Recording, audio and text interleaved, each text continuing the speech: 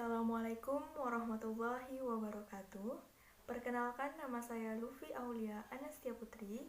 Di sini saya akan menjelaskan beberapa materi mengenai green chemistry, pemanasan global, dan juga nanoteknologi.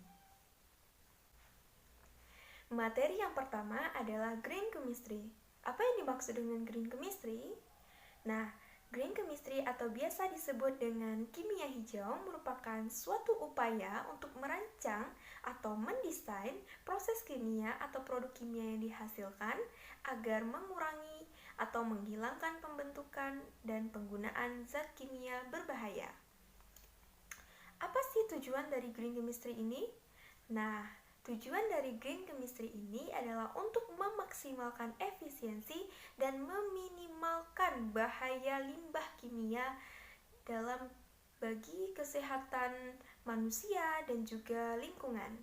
Nah, untuk mewujudkan tujuan tersebut, maka Paul Anastas dan juga John C. Warner menyusun prinsip yang harus dilakukan pada proses dan produksi bahan kimia.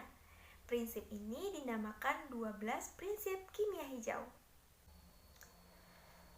Berikut 12 prinsip kimia hijau yang harus kita ketahui dan kita pahami.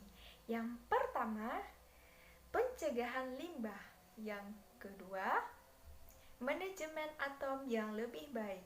Yang ketiga, proses sintesis kimia yang lebih aman. Yang keempat, rancang bahan kimia yang lebih aman.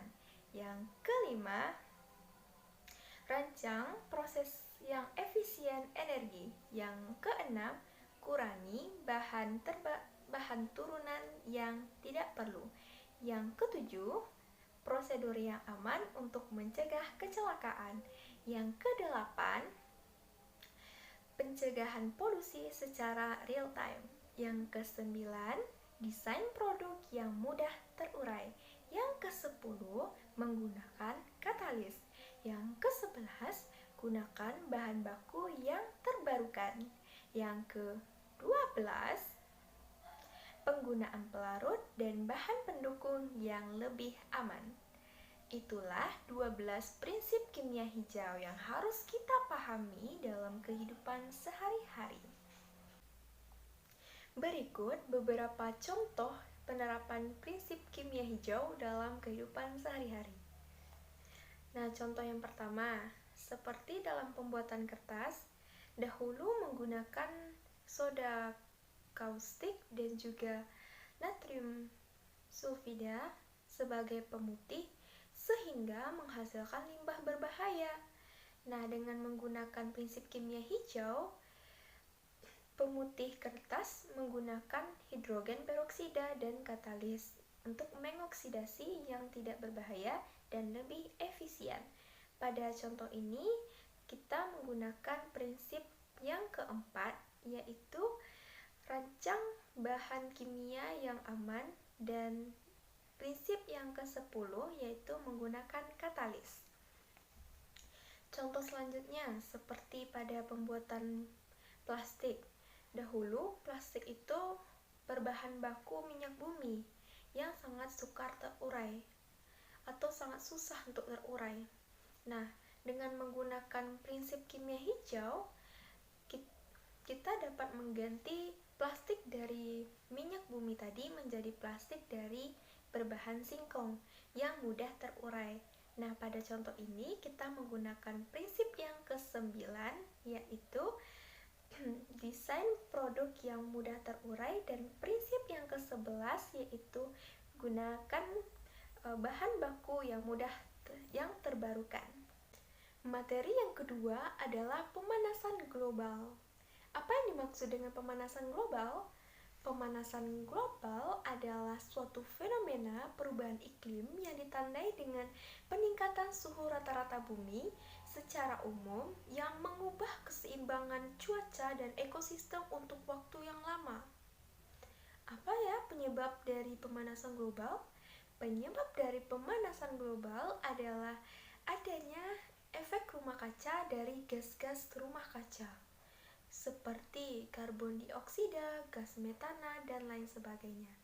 Yang menyebabkan gas-gas rumah kaca ini adalah kegiatan manusia seperti emisi gas bahan bakar kendaraan, pembakaran hutan atau pengundulan hutan, terus limbah industri, limbah peternakan dan pertanian, dan lain sebagainya.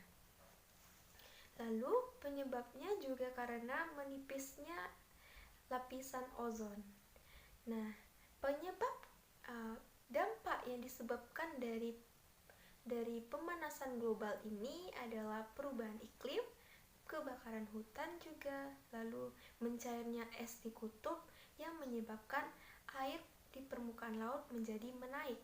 Lalu terjadinya bencana alam seperti banjir, angin topan, dan juga tanah longsor. Lalu berkurangnya keragaman hayati.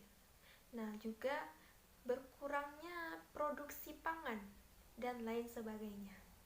Nah, untuk mencegah dampak tadi, kita harus melakukan pencegahan. Kita dapat melakukan pencegahan dengan penghijauan, pengelolaan sampah, memanfaatkan sumber daya yang ramah lingkungan atau sumber bahan bakar yang ramah lingkungan, terus juga bisa memanfaatkan energi alternatif non-fosil. Itulah materi mengenai pemanasan global. Materi selanjutnya adalah nanoteknologi. Pengertian nanoteknologi adalah teknologi yang berada pada skala nano yang dikembangkan untuk penelitian dan juga industri. Sama seperti chips yang ada pada radio digital dan juga telepon genggam dan sebagainya. Nanoteknologi berkaitan dengan nanopartikel dalam pembuatan dan pemakaian. Nanopartikel adalah partikel yang berukuran kurang dari 100 nanometer. Kemudian, penerapan nanoteknologi dalam berbagai bidang. Yang pertama, bidang pertanian, seperti pupuk nano dan pestisida nano.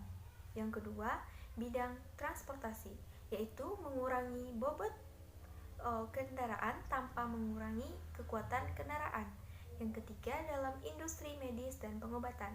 Dalam bidang kesehatan, nanoteknologi dapat diciptakan mesin nano yang disuntikkan ke dalam tubuh agar memperbaiki jaringan atau organ yang rusak. Dan yang terakhir adalah manfaat nanoteknologi. Yang pertama, untuk mengurangi perubahan iklim. Lalu yang kedua adalah big data, lalu juga untuk transplantasi organ tubuh, dan yang terakhir juga untuk kemampuan penyembuhan diri. Jadi itulah beberapa penjelasan dari saya mengenai materi Green Chemistry, pemanasan global, dan juga nanoteknologi. Saya Luffy Aulia Anastia Putri meminta maaf jika ada kesalahan baik dalam pengucapan maupun dalam penampilan. Sekian dari saya. Assalamualaikum warahmatullahi wabarakatuh.